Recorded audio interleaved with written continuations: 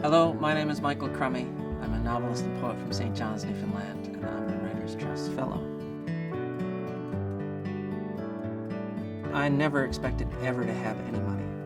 I mean, that's one of the things that I think unconsciously I knew from the beginning, that if I was going to write, it meant I was never going to own anything. And all along the way, there have been little moments that have made it possible for me to keep going. And if you add all of those things together, you know, it's turning into a life as a writer. I write now because it's the only thing I'm fit for. There is no plan B. If this writing thing doesn't work out, I'm screwed. When I started writing in my first year of university, I was writing poetry. And that's all I wrote for years. That's all I wanted to write. And it's still the writing that I love to do most. Writing poetry is meditative.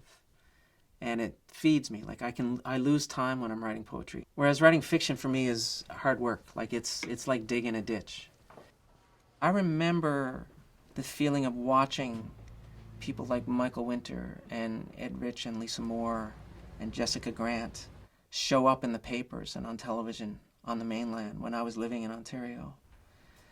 And feeling like I was part of a wave.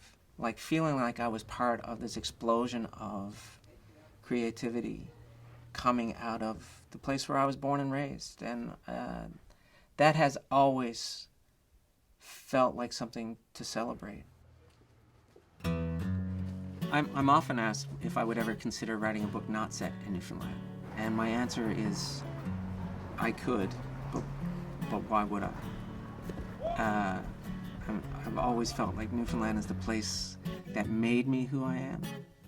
And therefore, it's really the only place that interests me as a writer. Like, part of what I'm doing when I'm writing these stories is trying to figure out why I am the way I am and why the people around me are the way they are. Newfoundland is one of the most unique and one of the most interesting little petri dishes of a culture that I've ever encountered. And I feel like the stories here are endlessly fascinating. You know, I don't feel like I'll ever run out. I'm not sure I should be giving advice to younger writers. Because really the only thing I can say is gird up your loins. Because it's a long haul and the rewards are few and far between. You know, it has to be about whatever doing that work does for you personally. That's the only reason ever to write.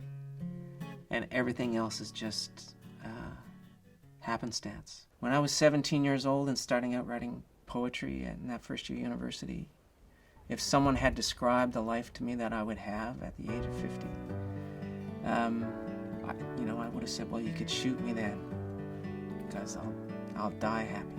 Please don't shoot me.